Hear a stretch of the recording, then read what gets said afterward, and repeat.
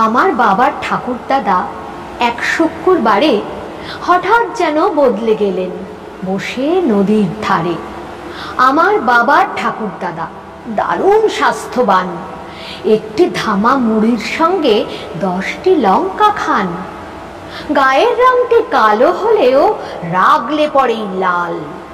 তন্ত্রমন্ত্র জানেন অনেক, নাচান কঙ্কাল।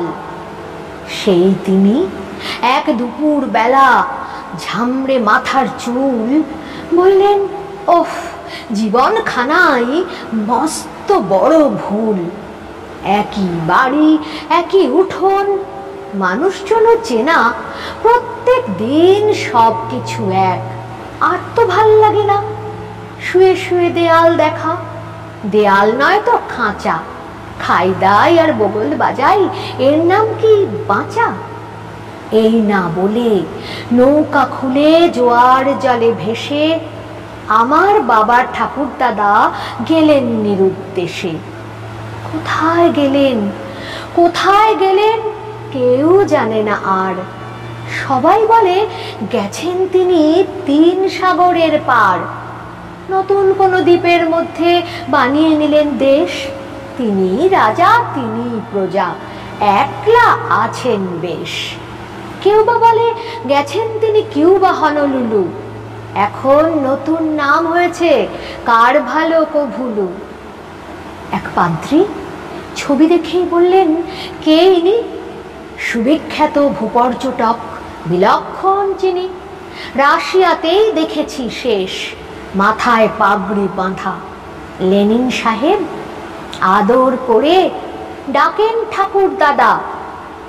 দ্বিতীয় মহাযুদ্ধে যখন পৃথিবী খান খান, ইনি হিটলারের গোঁফে মেরেছিলেন টান।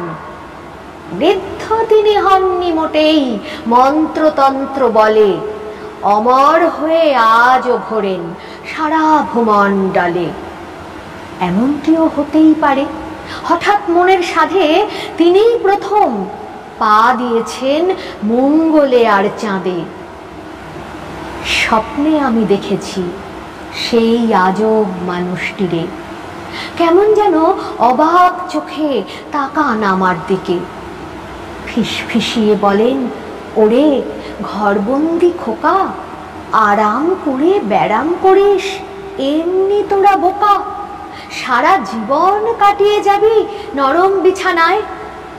এই দুনিয়া দেখবি যদি আমার সঙ্গে আয়। লাফিয়ে উঠি, কেউ নেই তো, শুধুই অন্ধকার।